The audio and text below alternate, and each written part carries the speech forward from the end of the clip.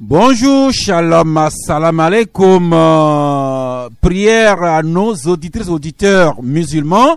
Quand vous irez incessamment à la grande prière, merci de porter le club de la presse, les techniciens, les animateurs, les invités et vous-même, les auditeurs co-animateurs. Merci de nous porter dans vos prières à l'endroit de Allah le Tout-Puissant, le seul miséricordieux.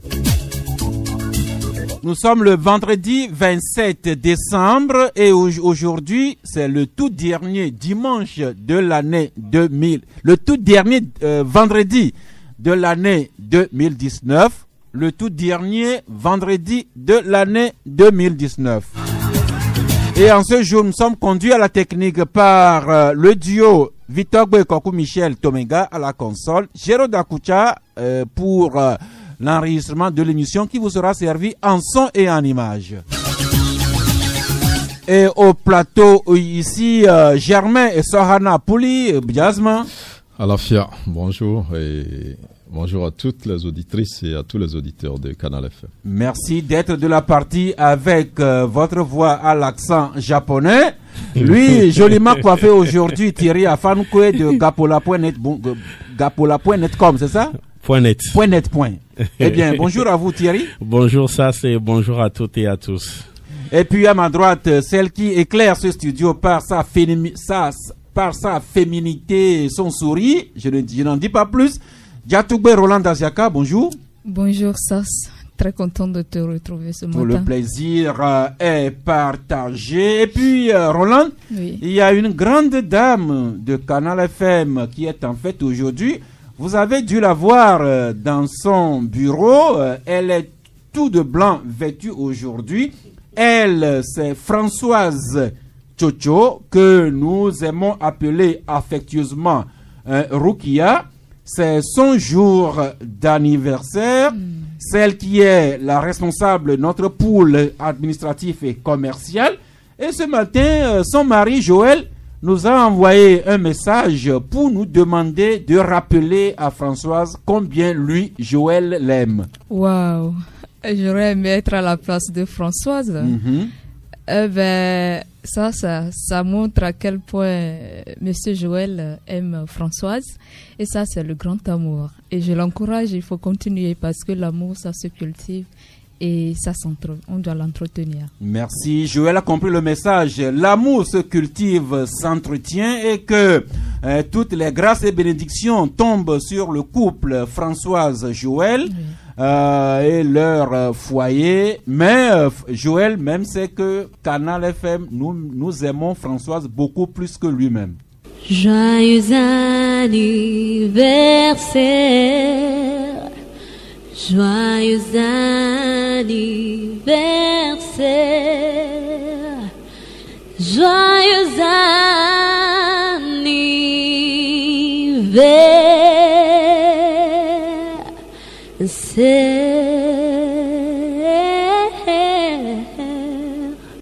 Eh bien, nous sommes ce vendredi, le tout dernier vendredi de l'année 2019. Et à l'endroit des auditrices auditeurs, comme l'avons dit hier, le lundi 30 et le mardi 31 décembre, nous allons dresser le bilan de l'année 2019. Donc le bilan va porter sur le Togo le lundi prochain et le mardi, nous allons faire le bilan de l'Afrique et du reste du monde. Mais pour aujourd'hui, l'actualité sociopolitique est quelque peu au ralenti, mais nous avons trouvé des sujets quand même à débattre aujourd'hui, juste le temps que nous partageons avec vous cette pensée du jour que nous tirons du vieux sage La Roche qui a écrit « Il n'y a point de chemin vers le bonheur. Le bonheur est le chemin. Il n'y a point de chemin vers le bonheur. Le bonheur est le chemin que chacun trace son propre bonheur et on trouvera ainsi le chemin. Eh bien, une fois n'est pas coutume, nous démarrons cette émission à l'international. Germain Sohana Pouli, nous voudrions vraiment dédicacer cette émission aux ressortissants du Mali, du Burkina Faso et du Niger. Ces pays qui sont ravagés par l'intolérance religieuse et l'extrémisme violent. Et ces derniers jours, c'est la fameuse zone dite des 3 frontières entre le Burkina, le Mali et le Niger. Pas plus tard que hier, les médias nous disaient que à Tillabéri, l'armée nigérienne, enfin le Niger a encore perdu de ses fils militaires et civils, et également nombre de ces terroristes qui sont abattus par les forces de sécurité. Voilà comment l'intolérance religieuse et l'extrémisme violent ravagent ces pays qui sont juste à la porte de nous autres Togolais. Oui, je crois que c'est une question qui nous concerne énormément au Togo. Le Togo et le Burkina partagent une frontière. Et depuis quelque temps, donc ce qui se passe au Burkina tend donc à rejaillir sur le plan sécuritaire et social donc sur nos pays. Le Bénin en a souffert il y a quelques mois avec l'enlèvement de touristes français et de leurs guides béninois. Et donc depuis, vous savez que le Quai d'Orsay a par moment signalé une alerte donc au Togo qui varie de la couleur orange au rouge pour montrer le caractère dangereux donc de la zone. Et le Togo il y a quelques mois était un peu dans cette zone-là qui tire vers le rouge. Il y avait donc de réelles menaces djihadistes donc, et c'est le ministère français des Affaires étrangères donc communique régulièrement pour les touristes français donc les zones dans lesquelles ils ne devraient pas trop se risquer parce qu'il y a une menace assez réelle. Donc le Togo est concerné par ce qui se passe, pour preuve aussi les dernières arrestations donc dans notre pays. Et donc c'est un peu toute la sous-région. Aujourd'hui, il n'y a que le Ghana. La Côte d'Ivoire a déjà été touchée. Il n'y a que le Ghana, le Togo et le Bénin. Même pas le Bénin a été touché un peu, qui s'en sortent un peu. Donc la menace est réelle, l'inquiétude est tout à fait justifiée. Et on ne peut qu'être solidaire, comme on le dit en Afrique, quand la case du voisin brûle. Il faut donc, si on peut aider à l'éteindre, il faut compatir. Et donc, nous ne sommes pas très loin de ce voisin burkinabé. Et nous ne sommes pas très loin de ces autres voisins aussi, le Niger et le Mali, qui ont de bonnes relations commerciales avec le Togo. On sait un peu le terminal du Sahel, ici le rôle qu'il joue dans le domaine économique par rapport à ces pays de l'intérieur du continent. Et on ne peut que donc compatir et prier Dieu déjà d'apaiser la douleur de ces familles-là. Il y a eu assez de civils qui ont perdu la vie, il y a des militaires également. Et puis que les citoyens se mobilisent, mais la menace est beaucoup plus grande, il faut beaucoup plus de moyens. Et aujourd'hui, il faut des solutions concertées, des réunions lieu au niveau de la CEDEAO. Le G5 Sahel aussi attend aussi de réunir les moyens pour essayer de combattre ce fléau-là. Et donc, vous faites bien, encore une fois, donc d'avoir donc dans nos pensées ce qui se passe aujourd'hui dans ces 3 pays, et que nos prières les accompagnent et que nous prions aussi pour notre pays pour qu'il ne soit pas touché. Merci. Cette intolérance religieuse, cet extrémisme violent qui ravage ces pays, on peut y associer le Nigeria avec le phénomène Boko Haram. Le Tchad n'est pas épargné, mais le dernier degré en date de cette ignominie, c'est ce que le Burkina a vécu le jour de la Noël dernier, quand des femmes qui étaient allées chercher de l'eau et d'innocents et fragiles enfants ont été également assassinés cruellement par ces terroristes. Roland Gatoubé, on dirait que nous franchissons les limites de l'inhumanité. Ça, c'est un sérieux problème qui se pose aujourd'hui dans la sous-région. Et j'aimerais pointer du doigt quelque chose qui est très important, nous devons le retenir, c'est que c'est une question, bien une problématique, bien un problème d'insécurité qui touche toute la sous-région ouest africaine et aucun pays n'est épargné. Aujourd'hui, le Togo ne ressent pas ça, mais ça, j'ai été à Ouagadougou, j'ai été au Burkina Faso, j'ai vu de mes propres yeux, j'ai vécu le climat qui prévaut actuellement dans ce pays et le souci d'insécurité, et on ne peut jamais développer un pays dans l'insécurité. Et ce pays aujourd'hui, quand j'ai vu encore cette nouvelle la fois dernière où les femmes, les enfants ce sont les plus vulnérables dans ce cas de situation. Donc nous devons prier. Ça, si j'ai été à une rencontre internationale de l'ONU au niveau de Ouaga, et lors de la réunion, il y a un intervenant qui a interpellé tous les pays voisins du Burkina Faso. Et sérieusement, ce qu'il avait dit, c'est un fait. Aujourd'hui, le Togo est frontalier, c'est-à-dire nous avons le nord qui est complètement dans Ouaga. Les gens se circulent librement dans la sous-région. Donc notre pays aussi, c'est un souci et c'est une question de sécurité. Et nous ne pouvons pas réaliser quel que ce soit le PND ou bien un plan de développement ou quoi que ce soit dans l'insécurité. Tant que nous n'aurons pas, ou bien les chefs d'État africains de la sous-région, de la CEDEAO, n'arrivent pas à trouver une solution commune pour cette crise qui est en train de prendre de l'ampleur, j'ai peur pour mon pays, j'ai peur pour l'Afrique, j'ai peur pour la sous-région. Les pays voisins, notamment la CEDEAO, on peut faire tous leurs efforts, mais il semble que les racines même de ce problème-là se situent en dehors de notre sous-région. Mais Thierry Afanouke, nous disions qu'il n'y a même pas de frontière entre le Togo et le Burkina. Nous sommes ouverts sur ces pays qui ont des ressortissants chez nous ici. Chacun va et chacun vient.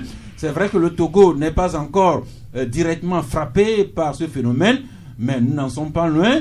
Vous rappelez, il y a quelque temps, le gouvernement a envoyé des délégations dans la partie nord du pays pour des comités de vigilance qui ont été créés en association avec les autorités administratives, les forces de défense et de sécurité et même les leaders communautaires. Ça veut dire que nous devons faire attention pour préserver cet équilibre que nous avons chez nous. Tout à fait. Je crois que cette tournée de sensibilisation a été conduite par l'ancien ministre Uro Bossi Chakondo. Non, il était membre de la délégation. Voilà. Donc, je crois que les autorités togolaises prennent au sérieux tout ce qui se passe actuellement. Germain a fait cas des différents pays qui ont été touchés et à suivre ce qui se passe actuellement en Côte d'Ivoire avec l'inculpation de Guillaume Soro. Il faut craindre encore le pire parce que le pays là est sorti de guerre récemment et les armes circulent dans ce pays, de même qu'au Burkina. Maintenant, un petit mot sur la Côte d'Ivoire où Guillaume Kigbafori Soro est accusé de présomption d'atteinte à la sécurité de l'État. Et le procureur de la République d'Abidjan qui est sorti hier, qui a fait auditionner un audio sur lequel, enfin, il y a des propos dans lesquels Guillaume Soro aurait dit se préparer à attenter à la sécurité de l'État. Et puis, il semble que des dépôts d'armes auraient été trouvés au domicile de certains proches de Guillaume Soro. Voilà, tout cela n'augure rien de bon. Les autorités de la sous-région doivent réagir rapidement, sinon c'est toute la sous-région qui sera embrasée. Je crois que au niveau de l'UEMOA, il a été décidé de soutenir le G5 Sahel. On attend le décaissement parce que il faut reformer nos armées. Il faut les équiper parce que l'autre fois, quand l'incident, le dernier incident qui s'est passé au Niger, c'est en ce moment que la France a décidé d'utiliser des drones, de les armer pour combattre ces djihadistes-là. Je crois que au niveau de nos armées, il faut de tels équipements aussi pour ne pas s'attendre forcément que ça soit la France ou encore l'Union européenne ou encore les États-Unis qui nous viennent tout en appui, puisque nos officiers supérieurs ont été formés pratiquement dans les mêmes écoles que les officiers supérieurs de ces pays occidentaux. Cela voudrait dire que ils ont la même connaissance, le même savoir-faire, dont nos pays doivent repenser rapidement à la sécurisation de nos pays. Et comme ça a été le cas au Togo, il faut impliquer la population au niveau du Niger. Je crois que et du Nigeria, il y a déjà une politique où on est en train de sensibiliser ceux qui ont pris d'une manière ou d'une autre les armes pour des revendications, de les abandonner et qu'on puisse les travailler et les réinsérer. Donc tout cela, c'est une bonne chose. Il faudrait que nos chefs d'État se concertent rapidement pour que les pays, en tout cas, qui ne sont pas encore touchés, ne soient finalement touchés par ce qui se passe. Merci encore une fois. Action concertée des chefs d'État de nos pays, mais chacun devra commencer par balayer sa maison. Et nous revenons encore chez Monsieur Togo. Une sagesse populaire dit que on apprécie un bonheur qu'après l'avoir perdu. C'est vrai, nous avons nos difficultés de gouvernance économique, de gouvernance politique, mais nous avons quand même la paix ou quelque chose qui ressemble. Non, c'est la paix. Il n'y a pas à discuter parce que Roland l'a dit tantôt. Oui. Elle a fait le Ouaga, le Burkina, en tout cas les autres pays où il y a eu ces genres de situations. Aujourd'hui, quand vous voyagez dans ces pays-là, déjà à une certaine heure donnée, on vous déconseille de circuler dans les rues.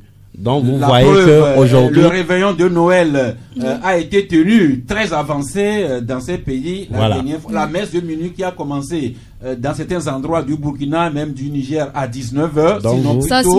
Donc je disais que veillons à ne pas perdre ce que nous avons ici au Togo comme paix. Nous avons certes des problèmes d'incompréhension politique, des problèmes d'injustice par-ci par-là, mais sachons ne pas perdre cette paix.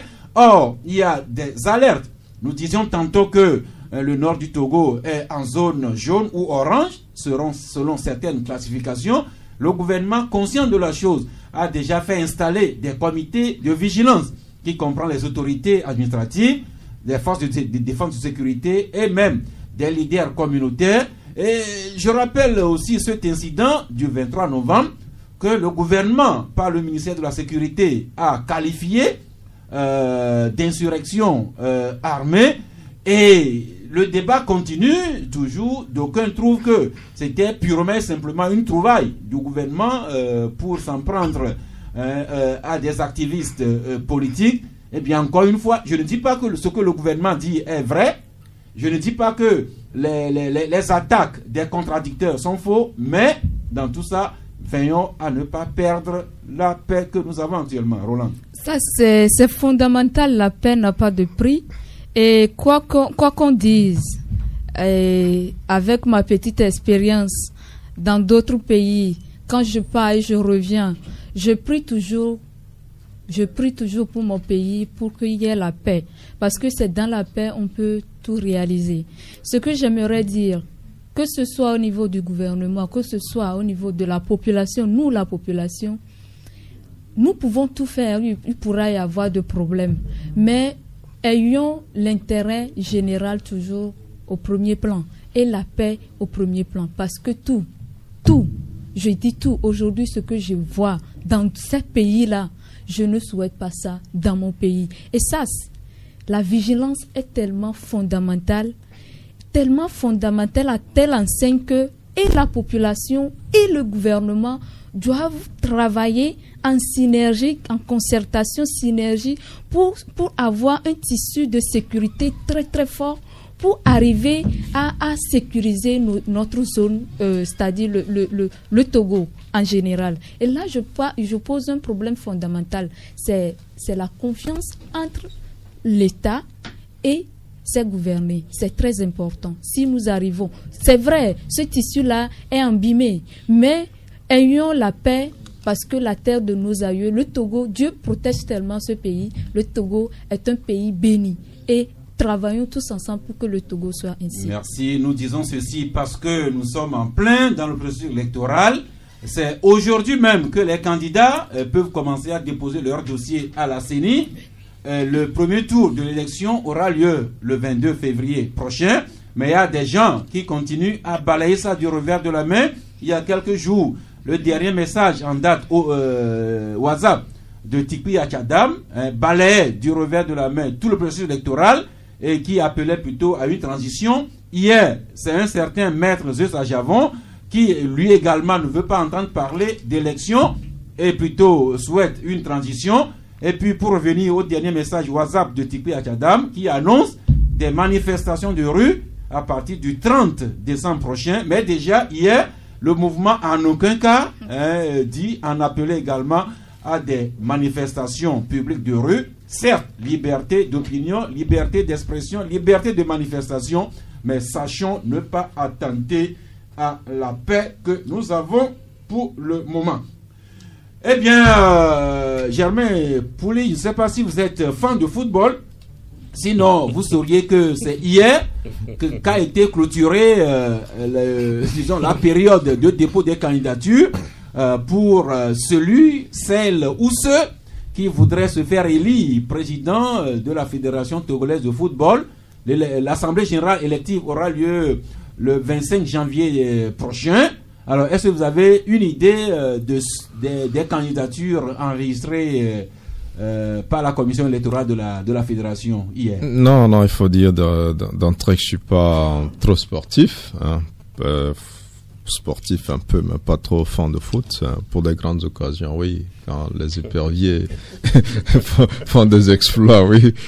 Quand il y a de grands événements.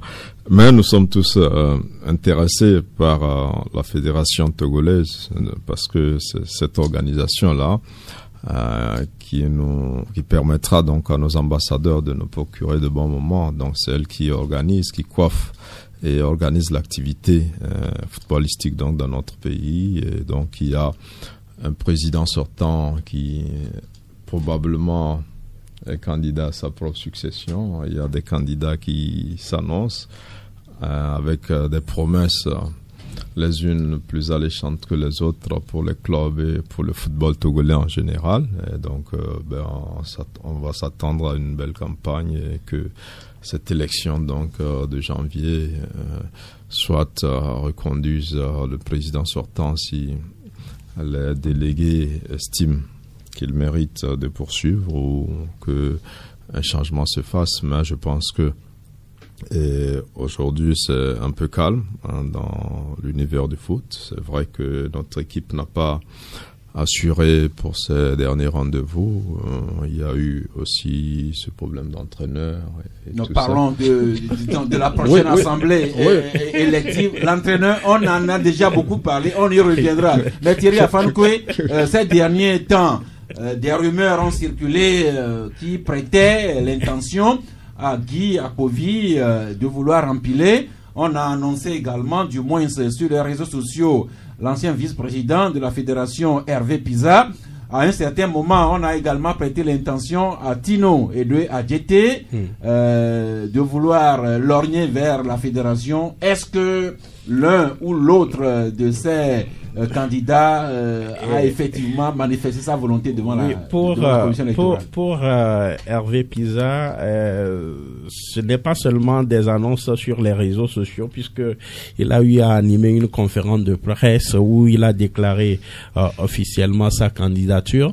Je crois que dans la semaine, des démarches ont été effectuées de son côté pour que son dossier soit déposé dans le temps, dans le délai. Et Et puis le président sortant, je crois que certains organes de presse ont eu à relayer ces interviews. Donc il a manifesté clairement son ambition de candidater pour une fois encore. Maintenant pour Tino Adjete, je n'ai pas encore la confirmation ou de son dépôt de candidature ou pas. Ce qui est sûr, c'est que au moins il y a 2 candidats qui sont connus, le colonel Guy Akpovi et Hervé Pisa, l'ancien premier vice-président de la fédération au temps d'Amei. Donc on ne peut que leur souhaiter bonne chance, et je crois qu'ils vont compétir à armes égales, et les 2, en tout cas pour ceux que je viens de citer, connaissent déjà la maison FTF pour l'avoir d'une manière ou d'une autre dirigée, et donc il revient aux électeurs, les présidents de clubs et autres, de décider s'ils doivent renouveler leur confiance au sortant, le colonel Guy Akpovi, ou ils veulent expérimenter autre chose. Donc voilà, notre préoccupation, c'est vrai que jamais voulais en parler, mais vous ne voulez pas, c'est que le football, le ballon rond puisse continuer par circuler sur le terrain, et que les éperviers puissent mieux faire que ce qu'on a connu avec eux depuis un certain temps, surtout avec un Claude Leroy à la tête de cette sélection. Rassurez-vous, nous avons tout loisir à parler de la sélection de Claude Leroy et bien de tous autres entraîneurs. Eh bien, un auditeur qui nous conforte pour dire que à sa connaissance, il y a 2 listes qui sont déposées. La liste parrainée par Guy Akpovi du nom de Nouvel Élan, et une seconde liste coachée par Hervé Pisa, dénommée liste Notre Football. Et bien, sous réserve que ces informations sont vraies, Roland Mediatoubé Azaka, une fois encore, on n'a pas de femme qui veuille postuler à la tête de la Fédération togolaise de football. Oui, le domaine sportif, comme ça n'intéresse pas beaucoup les femmes, mais c'est l'occasion d'encourager les femmes apprendre, parce que tous les domaines, les femmes doivent être présentes, parce que nous aussi, nous avons le droit de diriger. J'aurais aimé avoir une liste portée par une femme, parce que je crois que si la femme est là-bas, si j'ai la possibilité, je le ferai avec plaisir. À voir ce qui se passe, en tout cas avec notre FTF. Oui. Je ne souhaite pas qu'une femme. Écoute, si une femme qui a la force, qui a tout s'expérimente. Écoute, s'il y a une femme dans le domaine et qui peut prendre ce courage et oser échanger les choses, mais encourageons ça. Eh bien, pourquoi pas, d'autant plus que nous avons déjà une femme secrétaire générale de la toute puissante FIFA. Oui. Et hier, il y a quelques jours, j'apprenais que il y a même une femme qui est entraîneur d'un club de football en Sierra Leone. Pourquoi ça, pas si je prie un jour que la FTF soit dirigée par une femme digne de son nom. Eh bien, continuez à prier. Eh bien, de la fédération, je rappelle pour clôturer que l'assemblée générale élective de la fédération, ce sera le 25 janvier prochain. Entre-temps, il y avait une polémique sur le corps électoral. Oui. D'aucuns confrères écrivaient notamment des débats sur les réseaux qui laissaient entendre que on n'aurait pas encore une idée fixe du nombre des électeurs à l'Assemblée générale. Je sais pas, est-ce que Thierry ou bien... Non, je crois que dans le cadre de ces élections, il y a toujours la FIFA et la CAF qui dépêchent des missions pour accompagner le processus jusqu'à ce qu'on arrive au 25 janvier. Je crois que on va aider les nôtres à ce que ce corps électoral soit véritablement constitué et que les candidats en liste s'accordent là-dessus avant que le scrutin n'ait lieu. Eh bien, sans être outre mesure plus précis, je crois savoir que le corps électoral de la fédération comprend les présidents des ligues, les présidents des clubs première et deuxième division, et la commission électorale présidée par le juge Darius Achou doit avoir pris toutes les précautions pour fixer les acteurs du football sur l'Assemblée générale élective. Mais comme il y a une consoeur très introduite dans le milieu du football qui nous suit, qui nous envoie, qui est en communion avec nous, eh bien Yvette, si vous avez du nouveau sur le corps électoral tel que les statuts de la fédération le préconisent, merci de nous sortir de notre ignorance et d'éclairer la lanterne de toutes celles et ceux qui nous suivent. Eh bien, nous passons maintenant à l'élection du président de la République. Je rappelle que le premier tour du scrutin, ce sera le 22 février prochain. Et Germain, d'après l'une des dernières sorties de la CENI, c'est à partir de ce vendredi 27 décembre que les candidatures peuvent être déposées à la CENI, et ce jusqu'au 8 janvier prochain. Germain ? Oui, la CENI l'avait annoncé déjà la semaine dernière, donc pour permettre aux candidats d'apprêter les documents donc qu'il faut pour ne pas avoir à courir à la dernière minute. Je pense que le délai est assez long. Enfin, si quelqu'un veut être président, c'est pas en 2 ou 3 semaines qu'il se prépare. Probablement que ça fait des années qu'il s'organise donc pour être président, et que ça ne sera que les formalités vont passer comme une lettre à la poste. Et donc il y a eu plusieurs déclarations de candidature, ce qui est assez différent des dépôts de candidature.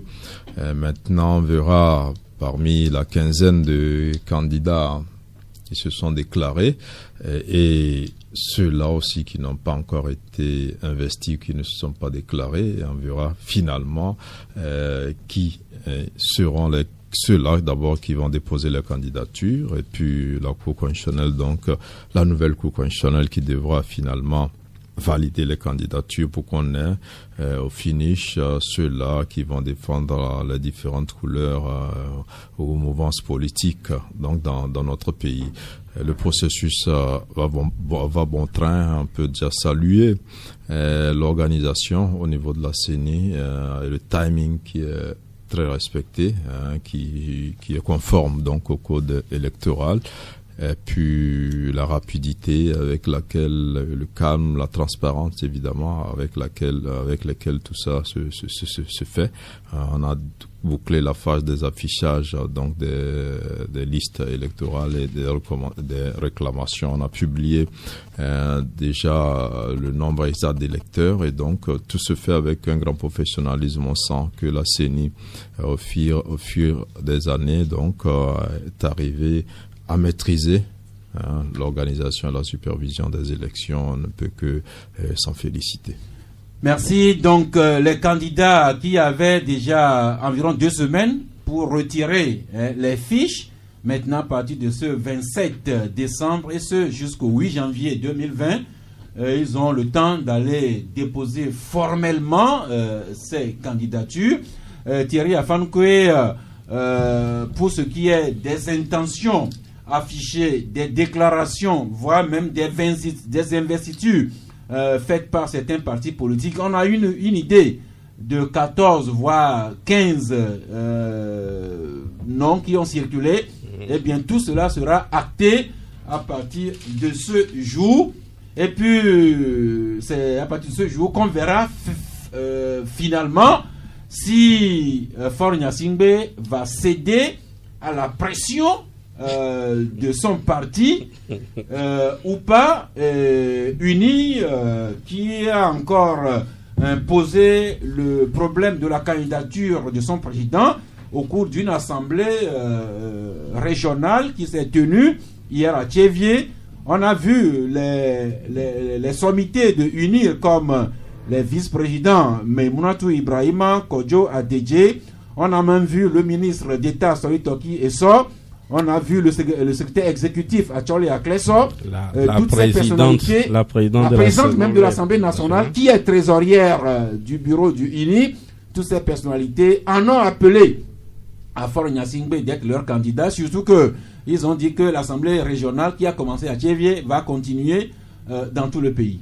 Oui, je ne sais pas ce qui se passe pour qu'on puisse procéder de la sorte, ou bien ce qui se passe actuellement découle du dernier congrès du parti à Thiévié. Sinon, je ne suis pas membre du parti au pouvoir pour savoir pourquoi UNIR opte de la sorte. Sinon, on a vu les autres partis aller en congrès ou en congrès ou en conseil national pour soit choisir leur candidat ou soit se prononcer clairement sur le processus électoral. Il n'y a pas eu tant de bouquins autour de la chose, mais au niveau du parti au pouvoir, on fait tant de bruit pour une seule candidature. Quand on sait que il sera candidat, je me demande quel est l'intérêt de tout ce qui se passe actuellement, si ce n'est encore se verser dans du gaspillage, parce que ce qui s'organise actuellement, allez-y comprendre, les factures, tout ce qui entoure cela. En tout cas, c'est un choix. Ces factures-là sont une affaire interne du Parti uni. Oui, mais n'oubliez pas que c'est un parti État, même si... Attendez. En tout cas, ce parti, il est au pouvoir, donc les moyens utilisés. Vous allez me dire que hier à Thiévié, des RTG n'ont pas été utilisés, les moyens d'État n'ont pas été utilisés pour mobiliser tous ces cadres-là de la région maritime. Mais on sait comment ça se passe. Au moins, ce sont des heures de travail. Voilà. De l'État que on voit. Ont sacrifié. Voilà. Donc, vous comprenez ce que je veux bien dire. Donc, il faudrait que le président de ce parti-là se décide rapidement pour que on puisse nous faire économie des autres étapes, c'est-à-dire concernant les autres régions, puisque à ce que je sache, il serait le seul candidat en lice, donc il n'y a pas de concurrent. Donc pourquoi faire toutes ces campagnes-là avant de l'investir finalement. Vous parlez du début de l'ouverture du dépôt de candidature. Ça, je crois que ça commence aujourd'hui et c'est une bonne chose puisque ça va siffler la fin du temps de plaisanterie de candidature, parce que toute personne, ces temps-ci, il suffit d'annoncer sa candidature sur les réseaux sociaux ou encore de rassembler des journalistes et de se déclarer candidat. À partir de maintenant, je crois que les choses sérieuses commencent. En attendant que Faure Singbe ne soit investi par son parti, je crois que Adi va le faire incessamment. Donc ça continue. On sait au moins parmi ce lot-là, ceux ou celles qui sont en mesure de remplir les conditions requises pour être candidat pour ces élections-là. Maintenant, moi, mon inquiétude, c'est que tout se prépare aujourd'hui comme si nous sommes dans le cadre d'une élection à un seul tour, alors que l'élection en question est une élection à 2 tours. On attend de voir, parce que c'est dans ce désordre total qu'on avait eu organisé les locales et la suite, on le sait. Je ne sais pas si la CENI jamais sera surprise s'il y a 2e tour avant de revoir les choses. Donc, on attend de voir. Est-ce que on se contentera d'un seul premier tour, ou bien est-ce que nous devrons aller au 2e tour pour départager les 2 prétendants arrivés en tête? On le saura, mais Germain, nous en sommes encore pour le moment aux candidatures et on va avoir 14 ou 15 intentions ou investitures. Certains ont annoncé leur candidature par une simple conférence de presse. D'autres candidats ont été désignés par leur parti, soit en comité de direction, ou bien en congrès, ou bien en assemblée. Mais c'est le parti uni qui nous fait découvrir une grande première.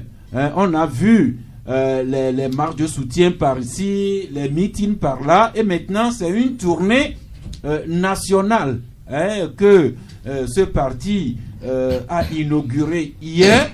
Alors, est-ce que vous comprenez un peu cette tactique-là du parti uni de demander à son président ou bien de mettre la pression sur son président de les représenter à l'élection présidentielle? Bon, je crois que nous sommes en politique, chaque parti politique a sa stratégie. Et d'abord, il faut faire remarquer qu'après le 19 août 2017, la première chose qui a été faite à UNIR, c'est d'organiser un congrès à Thiéviers et de structurer le parti en nommant des vice-présidents par région, ce qui n'existe dans aucun autre parti politique. Mais il y a encore 2 postes vacants de vice-président, notamment dans la région de la Cara et de Lomé commune. Et même au niveau de la communication. Non, je pense que ça déjà, c'est une organisation. Non, je pense que le président national est de la Cara, donc c'était pas... Non. Le président, il est national et il y a eu des vice-présidents chargés des régions. Je rappelle juste qu'il y a les postes de vice-président de la région de la Cara et de Lomé commune qui restent toujours vacants. Si vous êtes candidat, il y a un secrétaire général exécutif, ouais, voilà. Bon, bref, ce que je voulais dire, revenons au plus important, c'est qu'il y a une structuration d'UNIR qui n'existe pas dans les autres partis. Donc c'est déjà ce qu'il faut observer avec ces vice-présidents par région. Et deuxième chose, c'est que 2020, c'est une élection à laquelle une partie de la classe politique, jusqu'à hier même, ne veut pas voir Faure Gnassingbé comme candidat. Donc on a vu toute cette crise qui a eu lieu. Aujourd'hui, les réformes sont faites depuis quelques mois par la nouvelle Assemblée. Il n'y a pas de débat, mais on est surpris que même dans certains partis qui veulent se réunir pour investir leur candidat, ils demandent à Faure Gnassingbé de ne pas être candidat.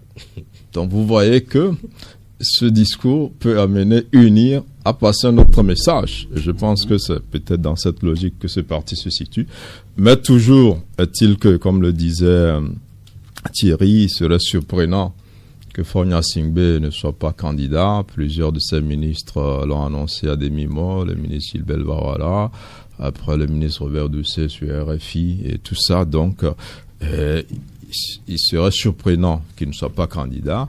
Aujourd'hui, ce n'est pas que le parti, il y a la nouvelle jeunesse de soutien à Faure qui avait déjà demandé sa candidature, il y a les mouvements des jeunes aujourd'hui, c'est les sexes, voilà, donc ce sont les structures régionales qui le font, et donc peut-être c'est un message que UNIR veut passer, c'est peut-être une pré-campagne aussi, parce que c'est à l'issue des meetings que tout cela se fait, donc il faut remobiliser les troupes par région, et je pense que c'est tout simplement stratégique.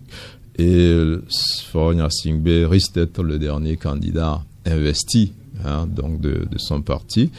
Et vous savez, quand on va à une course, ceux qui ne se pressent pas, généralement, c'est qu'ils sont beaucoup plus confiants que les autres.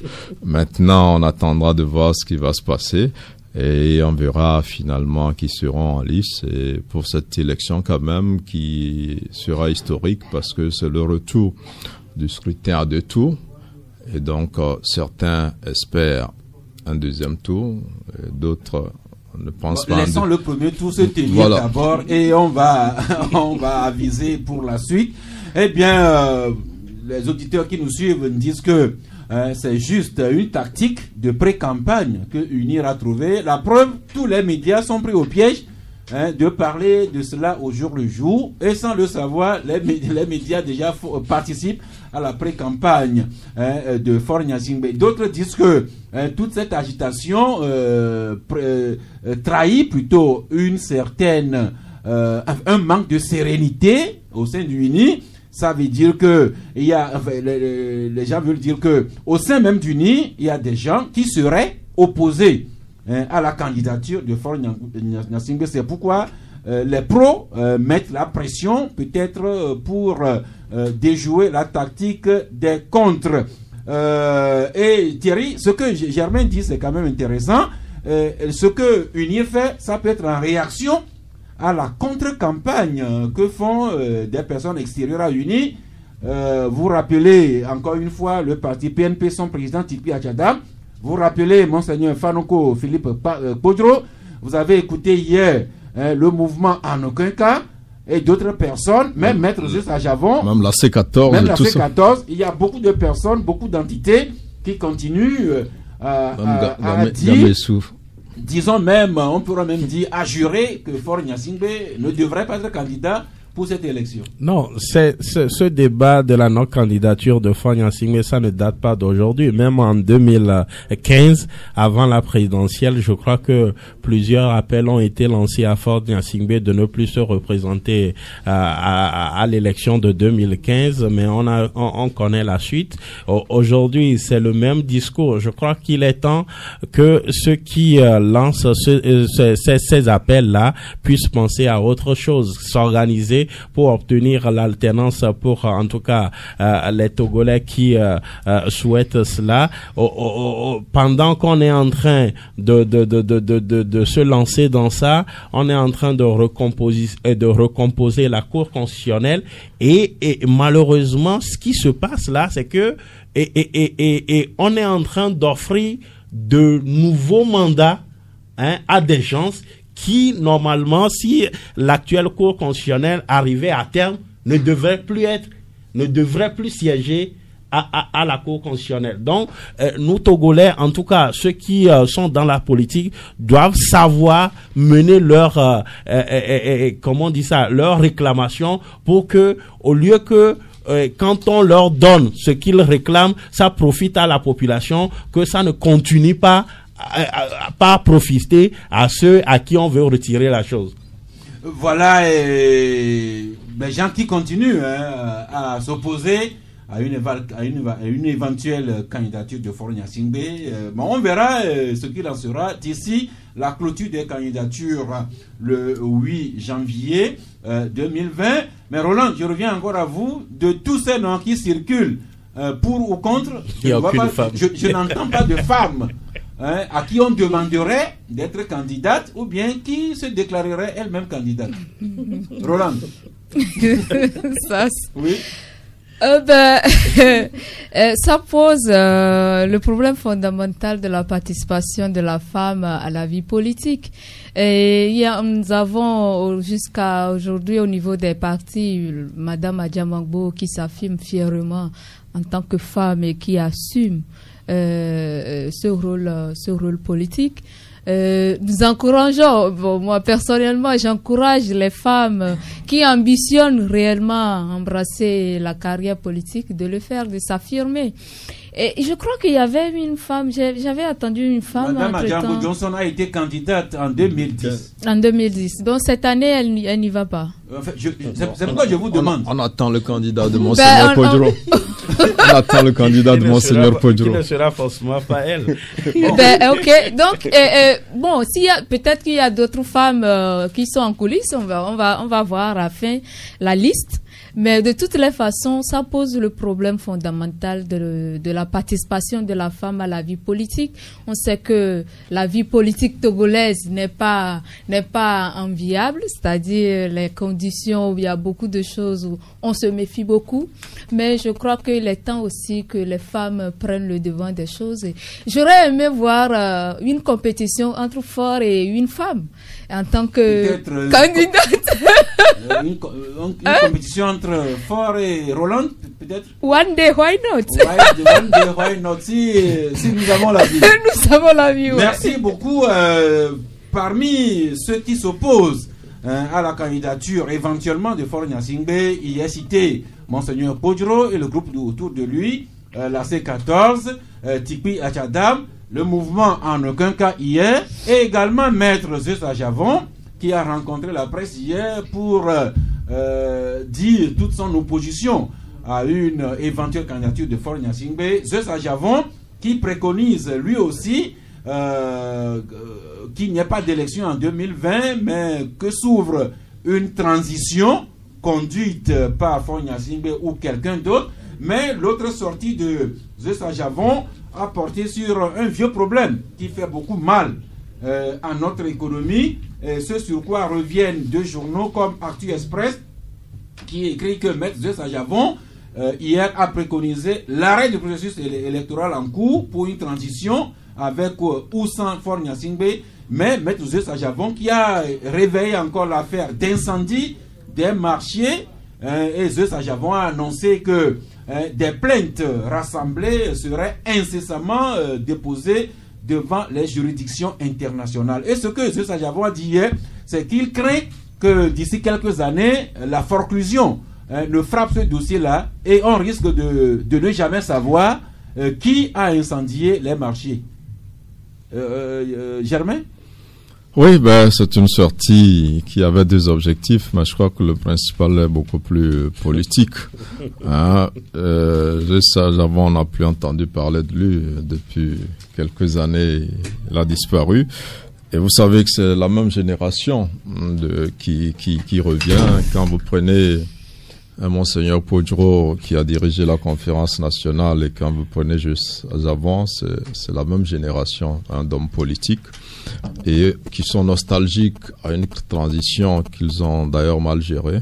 Aujourd'hui, ils parlent que de transition alors que le Togo est sorti de la transition il y a longtemps. Et il ne reconnaît pas, hier il ne reconnaissait pas les élections présidentielles qui ont eu lieu, il reconnaît que les législatives de 1994, mais il n'a pas su dire que les autres législatives depuis octobre 2007 ne sont pas transparentes. Donc c'est des nostalgiques, un peu vieux aussi, parce que là il tape dans les 80, je pense que il devrait se reposer tout comme... Il se repose déjà, mais ce problème-là le dérange, il tient à découvrir la vérité, d'autant plus que au moment des incendies, il était le coordonnateur du collectif Sauvons le Togo, il se trouve qu'il figure parmi ceux qui ont été inculpés. Oui, tout comme Jean-Pierre Fabre qui a été inculpé, tout comme Agboué Kojo qui avait lui été carrément incarcéré dans cette affaire, mais c'est eux qui ont lancé le dernier tour de Jéricho, qui ont coïncidé malheureusement avec ces incendies. Maintenant, on ne sait pas s'ils sont réellement les auteurs parce que, vous savez, l'instruction, la justice ne communique pas tant que le dossier n'est pas bouclé. Donc, nous n'avons pas d'éléments. On nous a annoncé en ce temps-là que l'enquête sur les incendies était bouclée et que le procès allait être imminent. Cela date déjà de quelques mois, sinon de quelques années. Oui, bon, l'enquête, il y a l'enquête qui rassemble les preuves, l'enquête préliminaire par les policiers et tous les gendarmes, tout ce qu'on veut. Maintenant, au niveau de la justice, c'est à eux d'instruire et de lancer ce procès-là. On attend. Il y a eu des victimes et sur ce point-là, je suis d'accord avec Ajavon Zeus parce qu'il y a eu assez de pertes et ces victimes-là sont en droit aujourd'hui de se plaindre et de porter l'affaire ailleurs, sauf que il dit vouloir aller devant la Cour européenne, ce qui me surprend encore de la part d'un Africain.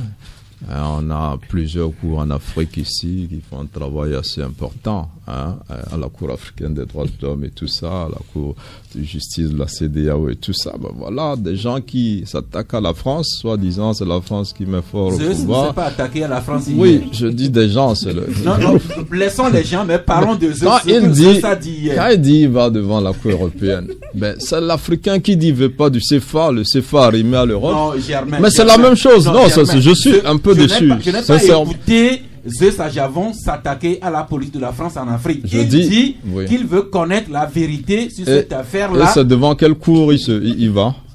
C'est devant la Cour européenne. Mais voilà, en fait, c'est ridicule, quoi. Moi, je pense qu'il faut qu'on se fasse confiance. S'il ne fait pas confiance à la justice togolaise, dont il est l'un des acteurs. D'ailleurs, je le vois au prétoire régulièrement, même quand il est un peu fatigué. Il fait l'effort quand même d'y aller. La dernière fois qu'on a poursuivi des journalistes, j'étais à la justice, je l'ai vu un peu fatigué, mais il y était.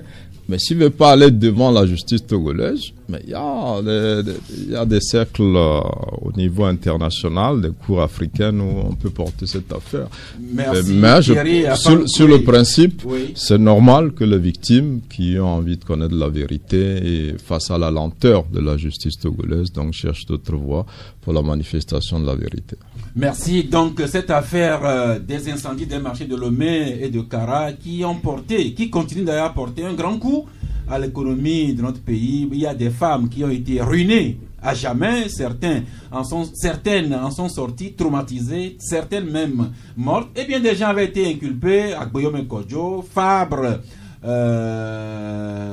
Zeus Ajavon et bien d'autres. Abaskaboua aussi a été impliqué. Certaines personnes continuent à croupir en prison. Il y a même certains qui en sont morts. Mais où se trouve la vérité? Qui a mis le feu à ces marchés-là? Qui ne l'a pas fait? C'est un ballon de ping-pong que se renvoie l'accusation. et les inculpés. Et surtout, la sortie hier de Zeus laisse croire que il a dit qu'ils ont près de 400 plaintes qu'ils vont déposer bientôt. Et surtout, sa sortie, c'est que il dit craindre que d'ici quelques années, l'affaire là sera forclose et la justice elle-même n'ouvrira plus le dossier. Et ce serait vraiment dommage qu'on ne sache pas la vérité autour de ce drame. Je crois qu'il a tout à fait raison, mais j'aurais aimé le voir finir avec les dossiers de 2005. C'est ce qui était d'ailleurs à l'origine de la création du CACIC. Mais aujourd'hui, on n'en parle plus, on veut sauter sur un autre dossier, celui des incendies. Je crois avoir dit ici même que le fait même que Mohamed Loum est revenu sur sa déclaration, à mon humble avis, ça devrait interpeller le procureur de la République pour revoir le dossier. Malheureusement, ça n'a pas été le cas. Maintenant, le maître Zeus à Javon monte au créneau. Je crois que les gens veulent connaître la vérité sur cette affaire-là des incendies et les autorités, en tout cas, doivent accélérer le processus pour que la justice puisse faire son travail et que toute la lumière, en tout cas, soit faite sur cette affaire-là. Ne perdons pas de vue que dans cette histoire-là, il y a eu un décès. Et Monsieur Yakanou, Feu Yakanou, a perdu la vie dans cette histoire-là. Dans cette affaire, on a gardé des gens en prison gratuitement comme ça. Et c'est Loum qui avait cité ces personnes-là, mais aujourd'hui il revient et il dit autre chose. Donc il faudrait que on puisse nous éclairer. Quand on sait aussi qu'on a lancé le processus de l'appel à manifestation concernant la construction, la reconstruction de ce marché-là, il faudrait que toute la lumière soit faite là-dessus avant que on ne puisse parler de la reconstruction de ces marchés. Merci. On verra si la sortie de Zeus va faire accélérer les choses. Sinon, le corps du délit le bâtiment sinistré a été rasé et on annonce incessamment la pose de la première pierre du nouveau marché. Cette reconstruction du marché qui a été une belle partie entre le maire de la commune Golfe 4, Jean-Pierre Fabre, et le gouvernement qui s'était renvoyé de belles balles de ping-pong. Donc Zeus dit craindre vraiment que si on démarrait les travaux de reconstruction du nouveau marché, que la vérité ne se fasse jamais sur cette affaire-là, dont nous souhaiterions vraiment découvrir les tenants, les aboutissants, parce que ça a été un crime et ça doit, les auteurs doivent être punis tel que la législation togolaise le prévoit. Le mardi dernier, nous vous annoncions un spectacle, toujours dans le sillage de la Noël, d'autant plus que ce sont des enfants innocents qui nous invitent à un spectacle. Eh bien, nous le rappelons, Révérend Père Eloge Agbelepo, bonjour. Bonjour Sas, bonjour chers auditeurs et auditrices de la Canal FM. Merci d'être passé à ce studio. Nous rappeler que ce que vous préparez pour demain samedi aura bien lieu demain samedi. Évidemment, ça tient demain, avec la grâce de Dieu bien sûr, à 16h à l'Agora Senghor, le concert dénommé Chantons Noël dans sa 4e édition. J'ajoute tout de suite que les chorales qui participeront à ce concert sont toutes prêtes, elles l'ont confirmé. Elles ont aussi confirmé qu'elles feront voir au public, n'est-ce pas, de très bonnes choses, de très bonnes prestations. Alors j'invite les uns les autres à faire le déplacement massivement. Les tickets sont en vente et les points focaux à ce dernier jour sont le secrétariat du Petit Séminaire, le secrétariat de la paroisse Sacré-Cœur Junior à Saint-Jo et puis la Radio Maria. Voilà. Eh bien, concert spirituel Chantons Noël, ce sont de petits enfants. Innocent. Innocent. Pas encore comme les Germains Pouli, les Thierry Afan-Koulé. Et vous savez, chanter, c'est prier 2 fois. Et quand c'est des petits enfants innocents qui chantent, alors leurs prières vont directement à Dieu le Tout-Puissant. Et mon père, si vous le souhaitez, on peut avoir une idée de ces chorales d'enfants. Oui, il y a les chanterelles de la paroisse des Saint-Mathilde de l'Ouganda, le chœur des anges de Sainte-Thérèse de l'Enfant Jésus de Kégué, la Scola Cantorum elle-même du petit séminaire, la voix des anges, la paroisse Sacré-Cœur Junior, et puis les séraphins, les chérubins, les séraphins de la gendarmerie de Lomé, et des artistes que nous avons invités, ainsi que des humoristes. Merci. Donc, ce concert spirituel avec de jeunes enfants qui vont chanter avec toute leur chorégraphie. J'en sais quelque chose pour être partenaire de l'événement. Et il y a également des artistes que vous viendrez découvrir demain. Et c'est un concert pour chanter Noël, pour louer Dieu, mais également pour assister un peu le petit séminaire d'Agognévé, mon père. Oui, le concert est sous-titré « Des enfants pour les enfants ». C'est-à-dire que ce sont des enfants qui font des prestations, qui dansent, qui chantent, qui font des déclamations de poèmes et tout, pour récolter des fonds en vue d'aider d'autres enfants, n'est-ce pas, qui n'ont pas la possibilité de pouvoir fêter, de pouvoir danser, de chanter et autres, qui sont donc dans les orphelinats, dans les maisons d'insertion de jeunes de rue et dans les ONG. Mais il faut dire que depuis 4 ans que l'événement a lieu, eh bien les fonds ont été orientés vers le petit séminaire. Et c'est la dernière édition dont bénéficie le petit séminaire. Donc voilà un peu les objectifs de ce concert-là qu'organise FASCOJ, la famille Sacré-Cœur Junior, demain encore, pour soutenir les enfants et les jeunes en situation difficile. Merci. Nous irons chanter Noël demain avec les enfants, les accompagner également. Et nos billets, plus nos cadeaux, serviront à soulager quelque peu les soucis des petits séminaristes qui sont en fait nos prêtres dans quelques années. Les futurs prêtres, il faut le dire. Et ils sont en formation là au petit séminaire et donc ils ont besoin du soutien des uns des autres pour pouvoir être épanouis dans leur formation. C'est en même temps, il faut le dire aussi, de futurs citoyens, parce que lorsqu'on rentre au séminaire, il n'est pas dit que c'est automatique.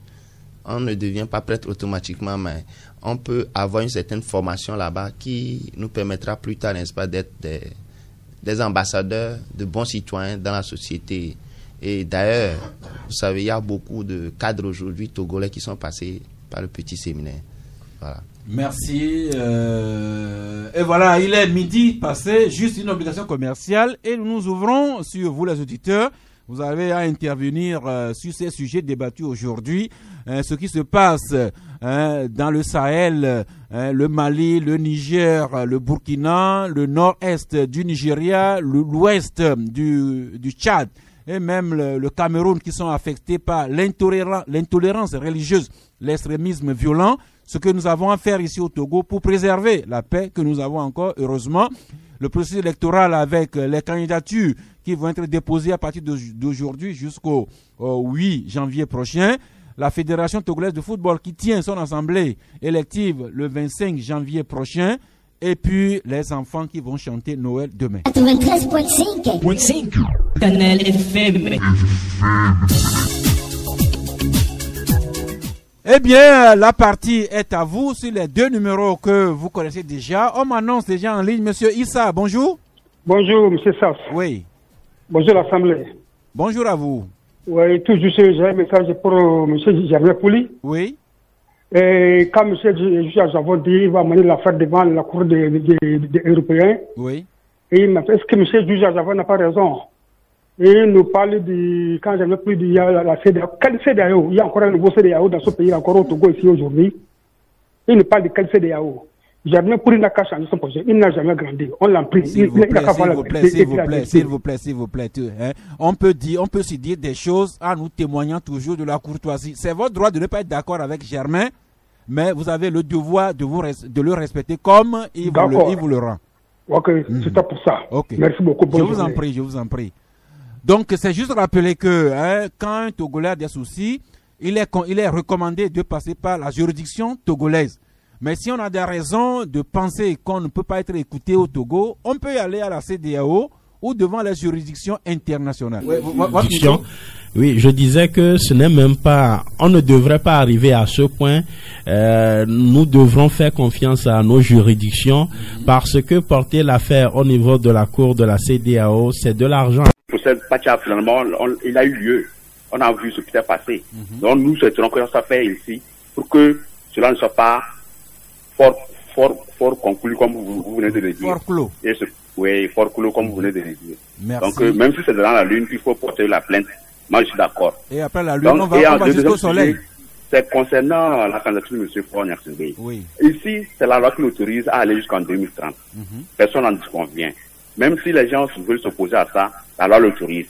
Maintenant, lui, devant sa conscience, si c'est sa conscience qui lui dit d'aller faire les 10 ans, s'il est élu, à lui de prendre cette décision. Il est responsable devant sa conscience. Parce que c'est lui qui va assumer. Si ça aboutit mal, c'est lui qui va assumer, comme nous avons vu les cas de Hissène Habré au Tchad. Ceux qui sont autour de lui, qu'il s'agit qu'il n'a qu'à aller. Si demain il a été, et les 10 ans ne sont pas mieux que les 15 ans, c'est lui qui va assumer tout. C'est lui qui va assumer tout. On ne fera plus les faits généraux ou bien soit mouvements de jeunesse de quoi ils ne vont pas assumer. C'est le président de la République que la loi a consacré comme premier responsable. Et c'est lui qui va assumer. Si c'est bon ou c'est mauvais, c'est lui qui va assumer. Donc, c'est devant sa conscience qu'il se décide. C'est la loi qui l'autorise.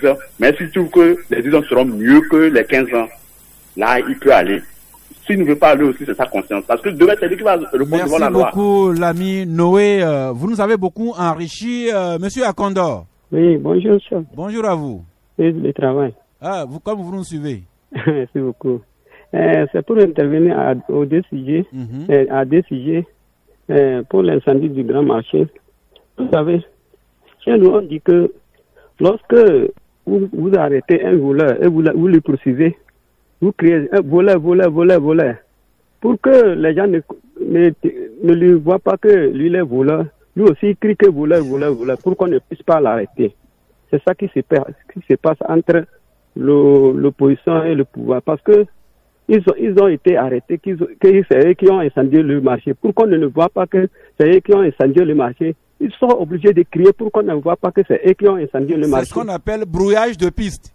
Voilà. Okay. C'est ça qu'ils sont en train de faire. Okay. Donc, pour le sujet de la candidature de M. Faure ou pas, est-ce que la loi l'interdit de ne pas se présenter? Donc, c'est pour cela que je veux dire que ceux qui agitent, ils ont dit que c'est eux qui ont plus de population. De popularité. Popularité. Pourquoi ne pas lui laisser passer? Pourquoi ils ont peur de lui? Si vous savez que je sais que là, je vais lui terrasser, je n'aurai pas peur de lui. Je dis, voilà, monsieur, viens, on va se croiser, on va voir celui qui va gagner. Vous criez, il n'est pas encore allé, vous criez qu'il n'a qu'à. Ça veut dire que vous savez que si vous allez, lui, il va vous terrasser. C'est pour cela que vous avez peur de lui. Laissez-le passer. Et si vous avez plus de popularité, vous allez voir que vous allez le battre aux urnes. Merci beaucoup, l'ami Akondor. Merci pour la précision de vos idées. Maintenant, nous passons à l'ami Kokou. Bonjour. Bonjour, monsieur Sass. Oui. Je salue le plateau. Nous vous saluons en retour. Moi, je voulais tout juste parler à propos de Maître Atazis. Je voudrais dire à votre confrère. Lequel des confrères? Celui qui vient de dire que lorsqu'on va porter plainte dans la juridiction interne, ça va coûter, c'est de l'argent qu'on va perdre. Oui. Et de faire pour notre justice. Monsieur les journalistes, nous sommes dans ce pays, on a dit que c'est un incendie d'origine criminelle. Donc la justice doit surtout saisir immédiatement. L'affaire est dans la main de la justice. Ça fait combien d'années? Est-ce que c'est ceux qui ont qui bloquent la poursuite de cette comment on l'appelle qui arrête le jugement? Nous sommes dans un pays, on dit incendie criminel. l'État doit faire tout, même si c'est en un an. Moi, je l'ai dit une fois que même si Jésus-Christ avait un dossier à la justice togolaise, on peut ranger ça de côté et prendre ce dossier à bras le corps pour le faire une fois pour de toutes. Même si c'est une seule journée, ça doit finir. Donc, en somme, vous souhaitez vous aussi que toute la lumière se fasse sur ce dossier-là? Oui. Merci beaucoup. Comme on ne le fait pas et que les gens veulent aller ailleurs et que des journalistes nous disent que ça va leur coûter de l'argent. Les journalistes disent ce qu'ils pensent. Hein. Vous pouvez ne pas être d'accord, mais vous les écoutez et vous dites votre part de vérité aussi. Merci l'ami Kokou. À présent, Kolani. Alors, bonjour Sas. Bonjour. Je salue les invités sur le plateau. Nous saluons en retour. Oui, non, moi je veux parler de nos amis de UNIR. On les a vus sur la TVT hier à Théviers. Il faut que la présidente de l'Assemblée sait qu'elle dirige une institution. Et puis les ministres n'ont qu'à comprendre quand ils sont de fonction, ils n'ont qu'à oublier leur parti, ils sont là pour le peuple togolais. Et tout ce qu'on a vu là, si vous évaluez un peu tout le gaspillage qu'ils ont fait là, ça pourrait aider à leur gestion pour notre pays. Hier, sur votre parti, vous avez parlé d'Anadeba organiser un repas chaud aux démunis, aux gens pauvres. Oui. On les a vus à la télé. Est-ce que c'est là, ces gens-là que nous avons vus, c'est les pauvres, ça? Vous savez, dans ce pays, nous accusons chaque fois, moi principalement Kolani, j'accuse le chef de l'État pour sa médiocrité de la gestion des 15 ans. Il n'a pas donné un résultat. S'il gérait bien, on peut l'oublier, il n'a qu'à rester président éternellement.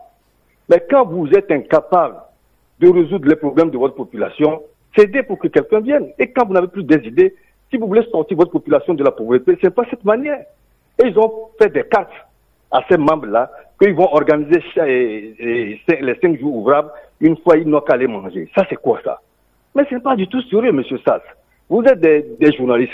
C'est pas nous qui faisons les repas, hein, l'ami Kolani. Non, je sais, mais des fois ça nous tape les nerfs. Est-ce que vous n'êtes pas gêné pour ça? Ce n'est pas bien. Le chef de l'État n'a qu'à comprendre, on ne l'en veut pas. Il a fait 15 ans, le résultat n'est pas là. Ce n'est pas ça le résultat. On peut mieux faire que ça. Moi, Kolani qui vous parle, je peux mieux faire que ça. Je suis en train de le dire, ici il n'y a pas de solution. Kolani, allez vous porter candidat. Oui, c'est ce que je dis. Si lui, même dans son parti là, il y a des gens, non? Mais de toutes les façons, monsieur Sass, vous savez, nous n'avons pas parlé beaucoup, mais ils n'ont qu'à comprendre au niveau du NIR, choisissez quelqu'un d'autre, laissez le chef de l'État, il n'a pas pu, il a plus d'idées, il est atteint, les limites sont là. Vous êtes en train de voir sur le terrain. Ce n'est pas la peine de nous embêter. Merci pour votre Merci l'ami Kolani. Juste rappeler que les ministres, même la présidente de l'Assemblée, ce sont des militants et il est normal qu'ils participent aux actions de leur parti. On va prendre l'ami Essor en ligne. L'ami Essor. Essor en ligne. Oui, Thierry. Votre micro. Sur la fourniture de repas chauds aux personnes. C'est pour les personnes vulnérables. Vulnérables, oui. Donc, je ne sais pas ce que M. Kolani met dans vulnérable, mais les images, ou du moins ceux qui ont couvert cette activité-là peuvent témoigner qu'en tout cas, ceux à qui ces repas ont été fournis étaient véritablement dans le besoin. Et c'est une question, c'est d'ailleurs une expérience que Anadeb est en train de faire. Si ça prospère, je crois que ça va être... Oui, seulement Kolani disait que les images qu'il a vues à la TVT ne lui ressemblaient pas à des personnes vraiment vulnérables. Non, soyez sérieux. Oui, on va finir avec l'auditeur en ligne. La besoin de Monsieur Mpati. Oui, c'est Monsieur Mpati, Monsieur Tasse. Oui. Je vous salue. Je vous salue aussi. Merci. Vous savez comment les élections sont organisées au Togo. Certains discours qu'on n'a qu'à se présenter encore. Mais nous sommes fatigués. Ça va. Les élections sont présentées. Chaque fois, c'est eux qui passent. Nous les échouons. Nous sommes les petits Togolais. Lui a besoin de pouvoir. Moi, j'ai besoin de pouvoir. Vous ne pouvez pas énerver les gens comme ça qu'il n'a qu'à laisser, on n'a qu'à laisser, on n'a qu'à se présenter encore. Nous ne voulons pas ça. Le Togo les appartient. Merci l'ami Mpati. Juste rappeler que nous autres journalistes, nous ne sommes ni procureurs, nous ne sommes pas des avocats défenseurs, nous ne sommes même pas des juges. Nous vous apportons juste l'information avec nos commentaires. Et voilà, c'est tout ce que nous pouvons dire. Merci pour vous qui êtes entrés en ligne aujourd'hui. Eh bien, Roland, Fort Gnassingbé candidat ou pas, l'affaire des marchés, c'est ce qui a beaucoup plus intéressé nos amis auditeurs aujourd'hui. Oui, bon, chacun a sa manière d'apprécier ce qui se passe. La seule chose que j'ai à dire, c'est que dans tout ça, nous privilégions la paix et la sécurité, le bonheur, le développement du pays, que ce soit d'un cas à l'autre, que ce soit personnel, individuel, collectif. Voilà, c'est mon message, mais ça, je ne passerai pas. Mais je voudrais que vous ajoutiez à tout ce que vous avez cité là, la justice. La justice. Parce que c'est l'absence de justice qui crée des frustrations et qui pousse des gens à des opérations de tout à fait. La justice, c'est comme la préconise l'ODD 16. La justice, renforcement des institutions, force. C'est vraiment important pour consolider le développement de tout un pays. Donc, je pense, et nous sommes devant notre conscience, que chacun questionne sa conscience. Si tu fais bien, que ce soit au niveau de la tête, que ce soit ces ministres, ces DG qui sont à la tête d'une institution de l'État, est-ce que je fais bien? Est-ce que je pense au développement de mon pays? Qu'est-ce que je mets devant? C'est mon intérêt personnel ou bien l'intérêt général? Que ce soit dans les partis politiques, nos acteurs politiques, qu'est-ce que vous mettez devant? Votre intérêt personnel ou bien l'intérêt général? Si nous arrivons à nous questionner, à questionner notre propre conscience, je crois que nous aurons des réponses qu'il faut pour faire avancer le pays. Vous touchez là une question morale, d'éthique. C'est vrai, chacun a sa conscience, mais est-ce que nous avons le courage de nous regarder nous-mêmes dans le miroir? Je ne sais pas, mais comme nous sommes dans un État laïque, ce qu'il faut privilégier, c'est la législation. Qu'est-ce que la loi dit, et quels sont les contre-pouvoirs dont nous disposons pour que quelqu'un ne verse pas dans l'abus? Germain Pouli. Oui, tout à fait. Non, je pense que la justice sur cette affaire a été lente. Non, des incendies, on a envie, mais la lenteur judiciaire, c'est rien, même comparé dans les affaires foncières. Ici, vous avez des affaires qui font 30 ans à la justice. Il y a la modernisation de la justice qui a quand même, avec l'appui de certaines institutions, qui ont amené la justice à évoluer un peu, mais il reste beaucoup à faire. Maintenant, peut-être qu'il faut que le procureur sorte, ou le ministre, ou je ne sais qui, pour situer un peu l'opinion par rapport à l'avancement des enquêtes autour de cette affaire. Mais pour revenir à ce que je disais, Maître Ajavanzeus est déjà allé devant la Cour de justice de la CEDEAO. Sur une autre affaire. Oui, il a même remporté. Il y a d'autres cours en Afrique. La Cour européenne est créée pour les Européens qui ont des problèmes dans leur pays, qui peuvent saisir cette cour. Maintenant, les gens qu'on défend là-bas, c'est vrai, mais pour aller défendre un dossier en Europe, ça coûte plus cher qu'aller le défendre à Abuja ou quelque part en Afrique. Maintenant, ces victimes-là, est-ce qu'elles contribuent à ces actions-là? Elles sont déjà éprouvées par ces incendies-là qui les ont ruinés et tout ça. Donc, c'est par rapport à cela, je dis, en Afrique... On ne peut pas taper un enfant et lui interdire de pleurer au moins. Une obligation commerciale et nous voulons clôturer. 93.5 Canal FM. Eh bien, nous sommes au terme de cette émission. Nous allons juste recueillir les cartons de nos trois confrères. Et nous allons terminer par la bénédiction du révérend Père Éloge Agbelekpo. Thierry, afin que votre carton? Je n'ai pas de carton, je passe. Vous passez. Merci. Germain Sohanapoli.